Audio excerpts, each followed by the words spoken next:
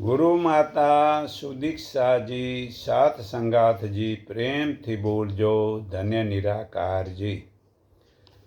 આજે આપણે બાળકોને સંસ્કાર કેમ મળે તે વિશે જાણીએ અને બાળકો જો સંસ્કારી હશે તો જ સર્વે એક સંગઠી બનશું। તો પહેલું આપણે 5 વસ્તુને જાણીએ। 5 વસ્તુમાં એક પહેલાં પરમાત્મા, જીવાત્મા, પ્રકૃતિ, કાળ એટલે સમય તથા કર્મ। આ 5 વસ્તુ જે છે એમાં પહેલાં 4 જે છે તે સનાતન છે અને કર્મ જે છે તે સનાતન નથી। તો ઈશ્વર અને જીવ સ્વરૂપે સેમ છે। ઈશ્વર અને જીવ વચ્ચેનો ફરક જાણીએ શું છે। ઈશ્વર અને જીવ સ્વરૂપે સેમ છે, કેમ કે કપાય નહીં, ભીંજાય નહીં, બળે નહીં ને પવનથી સુકાય નહીં, એમ સ્વરૂપે સેમ છે પણ વર્તનથી જુદા છે। ઈશ્વર અને જીવ બંનેના કર્મ ને કારણે જુદા છે। કારણ કે ઈશ્વર ચોરી ન કરે, વ્યભિચાર ન કરે, કોઈ પણ પ્રકારનું કાર્ય ખોટું ન કરે, કારણ કે ઈશ્વરનું શરીર જ નથી, નિરાકાર છે, તો પછી ખોટું કેમ કરે, કરી જ ન શકે। અને જીવને આ પ્રકૃતિરૂપી શરીર મળ્યું એટલે આ શરીર વડે આ જીવ દરેક પ્રકારની ભૂલો કરે છે, જૂઠું બોલવામાં, વ્યભિચાર, ચોરી કરવા વગેરેને। એટલે ઈશ્વર અને જીવ વર્તનથી જુદા છે। અને પ્રકૃતિ વિશે હવે જાણીએ કે પ્રકૃતિ પરિવર્તનશીલ છે। પરિવર્તન એક શરીરમાંથી બીજા શરીરમાં જાય, પ્રકૃતિ કાયમ સ્થિર ન રહે। તો કર્મના ફળ મુજબ જૂના શરીર છોડી અને એ નવા શરીર એ પ્રકૃતિ વડે થાય છે। તો હવે ચોથું સમય વિશેનું સમજીએ। તો સમય બહુ કિંમતી છે। જ્ઞાની લોકો તે સમયની કિંમત સમજે છે ને સમય અનુસાર જીવનમાં મૂલ્યવાન સંપત્તિ છે। સમય બહુ આમ કિંમતીમાં કિંમતી વસ્તુ છે। એના સદુપયોગથી જ સંસારમાં દરેક પ્રકારના સફળતા મળે છે। બધા જ સુખ અને વૈભવ સમય અનુસાર મળે છે। જે સમય વીતી ગયો તે ફરી પાછો આવતો નથી। તો સંસારના બધા કાર્યો સમયની સાથે બંધાયેલા છે। પરમાત્મા અને આત્મા સિવાય બાકીની બધી વસ્તુઓ સમયના બંધનમાં બંધાયેલા છે। ફક્ત જ્ઞાની લોકો જ સમય જે પોતાની ફરજ મુજબના કર્મો કરીને પોતાના આત્મા વડે પરમાત્મામાં વધુને વધુ ધ્યાનમાં જોડે છે। હાલમાં ધનથી સુખી લોકો સવારનું અમૃત વેળાનો લાભ પોતે લેતા નથી કે સંતાનોને કહેતા નથી। સમય ધન કરતાં પણ વધુ કિંમતી છે। જે સમય અનુરૂપ હળવો વ્યાયામ કરવો જરૂરી છે। તે દેશી રમતો રમવી, કલાખંડ કે યોગાસન કરવા જોઈએ। ત્યાં હાલમાં બધાને ક્રિકેટ, ટેનિસ વગેરે મોંઘી વિદેશી રમતો રમવું છે। તે ખરેખર ઈશ્વરના ગુનેગાર છે। ભગવાને કોઈને મતલબ કે આમ રમવા માટે નથી, મતલબ કે આ મનુષ્ય જન્મ આપ્યો હોય, પોતાની ફરજમાં આવતા કર્મ કરવા માટે મતલબ જન્મ આપ્યો છે। જેનો અર્થ એ નથી કે બધો જ સમય રમતમાં કે ટીવીમાં ની સિરિયલમાં કે મોબાઈલમાં જ સમયને બગાડી નાખવો। આ અથર્વવેદ 19:53 પુરાવો છે। તો વેદોના દિવ્ય સંદેશો પાના નંબર 376 છે। જે મનુષ્ય વહેલી સવારે કે સાંજે પરમાત્માનું ધ્યાન કરે છે તેમને ઈશ્વર બુદ્ધિશાળી, ધાર્મિક બનાવે છે। તેમને ભગવાન હંમેશા સુખી રાખે છે। જે લોકો પોતે કે પોતાને વહેલી સવારે ધ્યાન, પોતે કે પોતાના સંતાનને વહેલી સવારે ધ્યાન પ્રભુનું કરાવતા નથી તે વ્યર્થ જીવે છે। તો પ્રાતકાળે બ્રહ્મમુહૂર્તમાં પ્રાણાયામ અને વ્યાયામ કરી ઈશ્વર ચિંતન કરવું જોઈએ. પરંતુ કોઈ પણ મંદિરમાં જઈને ફળ ફૂલ જળ દૂધ વગેરે મૂર્તિ પર ચઢાવી દેવા તથા અગરબત્તી કે દીવો પ્રગટાવી દેવા અને ઘંટ વગાડીને માથું નમાવવું એવી કાલકુદી કરવી એ ઈશ્વર ભક્તિ નથી. આ તો માત્ર એક પાખંડ છે. જીવનનો સદુપયોગ ઈશ્વરી આદેશોનું યોગ્ય રીતે પાલન કરવાથી જ ભક્તિ થઈ શકે છે. જે અસુરી પ્રવૃત્તિઓ આપણા દૈનિક કાર્યોમાં દખલગીરી ન કરે તેનું ધ્યાન રાખવું જોઈએ. આપણા વ્યક્તિગત કૌટુંબિક સામાજિક એમ બધા કાર્યો દૈવી ગુણોથી પ્રેરિત હોવા જોઈએ. સ્વાર્થ મોહ લોભ ક્રોધ વગેરે જે રાક્ષસો છે તે આપણને ન સંતાવે. આ જ વાસ્તવિક ઈશ્વર ચિંતન અને ઈશ્વર ભક્તિ છે. તો શુદ્ધ કર્મને જ ભક્તિ કહેવાય છે. મનુષ્ય મુક્તિ જોઈતી હોય તો આધ્યાત્મિક કર્મ કરે તો મુક્ત થાય છે. મુક્તિનો અર્થ એ છે કે ભૌતિક વસ્તુને છોડીને શુદ્ધ ચેતન ઈશ્વરમાં સ્થિર થવું. તે ઈશ્વર નિરાકાર છે, તે એક જ છે. ગીતા અધ્યાય 15:1 આ પુરાવો છે. તો હવે જીવ વિશે જાણીએ. જુઓ, જીવ અનેક છે. ઓળમાંથી વીંટાઈને જન્મે છે 21 લાખ, પછી પરસેવામાંથી જન્મે છે 21 લાખ, પછી ઈંડામાંથી ફૂટીને જન્મે છે 21 લાખ, અને પછી જમીનમાં બીજ વાવીને ઉગે છે વનસ્પતિ વગેરે તે પણ 21 લાખ છે.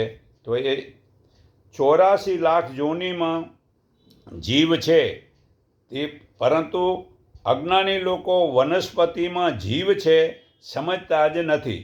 તેના પાંદડા તોડીને જળ પથરા ઉપર ચડાવે રહ્યા કે પગ નીચે રગડોળા રહ્યા કે લગ્નમાં કે મરણમાં ને જ્યાં ત્યાં મતલબ કે ફેંકે રહ્યા.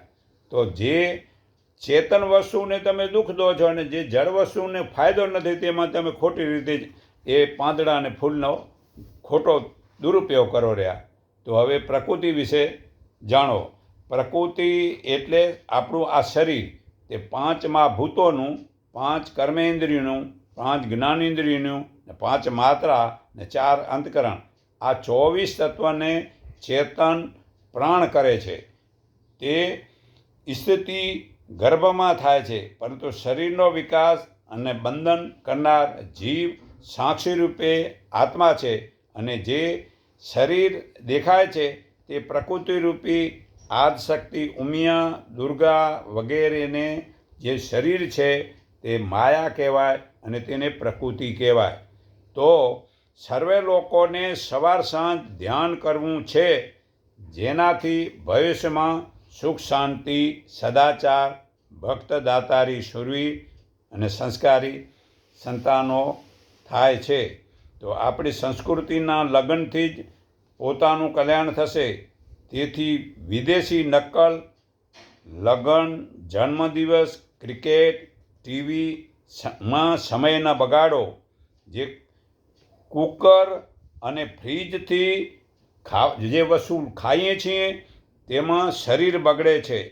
અને જે મોબાઈલ વગેરે નાના છોકરાઓને આપી દેવાથી એ છોકરા બગડે છે. અને જે વ્યસન તેથી શરીર બગડે છે. અને ફેશનથી અનેક જન્મ બગડે છે.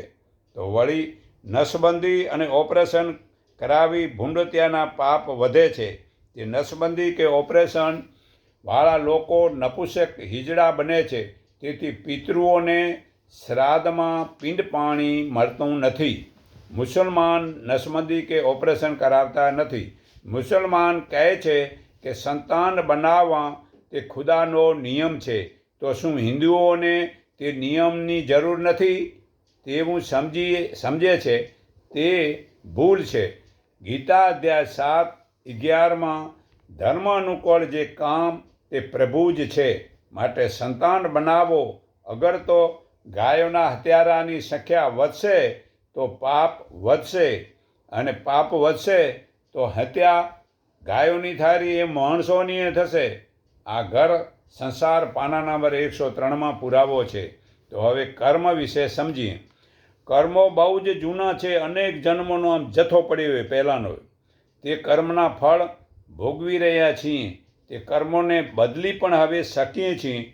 તે જે નવા કર્મ કરીએ તે બદલાય તો કર્મ ભલે સનાતન નથી. તેથી આપણી પ્રાચીન વૈદિક સંસ્કૃતિ, સભ્યતા, ધર્મ, ઇતિહાસ, ઈશ્વર, જીવ, પ્રકૃતિ, કાળ અને કર્મ વિશેનું જ્ઞાન જો થાય તો જન્મ મરણની વ્યાધિને છોડીને મોક્ષની માટે ઈશ્વરને પામી શકાય છે. તો સદ્ગુરુના જ્ઞાનની શાનથી સર્વે પાપ છૂટે છે. તો આજથી તન મન ધન તે ઈશ્વરના છે. તે તન મન ધન વડે સમય સદ્ગુરુને આપવું. તે સદ્ગુરુ કહે હવે એ પાછા હું તને આપી દઉં છું, પણ તો એ તન મન ધનને હું જ્યાં કહું તે જગ્યાએ તારે ઉપયોગ કરીશ તો પાપ છૂટશે. તો આપણે 10 દિવસ જો શિબિર ભરવી હોય તો તેના વિશે આપણે સમજાવીએ. શિબિર વિપસના સાધના મુજબ આજથી પૂજા પાઠ ધૂપ દીપ સંપ્રદાયિક છોડી દો. માળા જપ ભજન કીર્તન વ્રત ઉપાસના વગેરે કર્મકાંડ મિક્ષણથી નુકસાન સાબિત થયું છે. તો પ્રત્યેક સાધ્યે આજથી જીવ હત્યા ન કરવી, ચોરી ન કરવી, મિથુન ન કરવું, નશીલી વસ્તુનો ઉપયોગ ન કરવો, જૂઠું ન બોલવું. આ તમે 10 દિવસ નિયમ પાલન કરો. એકદમ બિલકુલ મૌન રાખો. તો આ નિયમ શિબિરના સવારે 4 થી 30 વાગે ઉઠી અને રાતના 9 વાગ્યા સુધીનો સમય બિલકુલ મૌન પાળવું. પછી તે ઘેર દરરોજ સવાર સાંજ 1-1 કલાક ધ્યાન કરવું. તો આ શરીરના રોગનું શું ભવરોગ પણ મટશે. જો માતા પિતા ઉપરના નિયમથી સંસ્કારી હશે તો સર્વે સંતાનો સંસ્કારી બનશે. તે સંતાનો ઋતુદાન એવા ભાવથી આપો કે જે હું મારી પત્નીને ઋતુદાન આપી સંતાન ભક્તદાતાર અને શૂરી બનાવીશ. તેવી ભાવનાથી ઋતુદાન દીધેલા સંતાનો પોતાનું અને રાષ્ટ્રનું કલ્યાણ કરશે. હે પાર્થ, જે મનુષ્ય પ્રભુને શરણે જાય છે તે પાપી લોકો પ્રભુને પામે છે. તો જ્ઞાની પામે એમાં સવાલ જ ક્યાં રહ્યો. આ ગીતા અધ્યાય 9:22 પુરાવો છે. હે પાર્થ, તું સર્વભાવથી તે પરમેશ્વરને શરણે જા. તેના વડે તને સનાતન મોક્ષપદની પ્રાપ્તિ થશે. આ ગીતા અધ્યાય 18:62 પુરાવો છે. તો હે પાર્થ, સર્વ ધર્મો છોડીને તું મારા એકના શરણે આવ. હું તને સર્વ પાપથી છોડાવીશ. તો નિરાકાર પ્રભુએ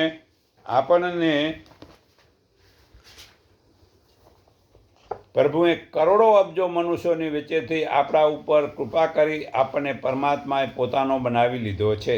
પણ આપણે તો હજી બીજા દેવી દેવતાની સપર્દામાં જવાનું છોડતા નથી. તો આજથી નક્કી રાખો કે હવેથી આવું સત્ય પરમાત્માને નહીં ભૂલું. તો નિરાકાર પ્રભુને જે ઓળખે છે તેવા બ્રહ્મજ્ઞાની એક જ પળમાં નિરાકાર પ્રભુના દર્શન કરાવે છે. તે જ્ઞાન હાલમાં ગુરુમાતા સુદીક્ષાજી આપે છે. તે નિરાકાર પ્રભુનું જ્ઞાન સંત પ્રકાશ નિરાકારી મંડળ, ઇન્ડિકેપ 3 રસ્તા, માયા સિનેમા રોડ, કુબેરનગર, અમદાવાદમાં સવારે રવિવારનું મળે છે. તો હું સર્વના હૃદયમાં રહેલા પરમાત્માને હું મારા હૃદયના ભાવથી નમન કરું છું. એકને ઓળખો, એકને માનો, એક સંગઠી બનો, સૌનું મંગળ થાવ, સૌ સુખી થાવ. એટલું કહી હું મારી વાણી વિરામું છું.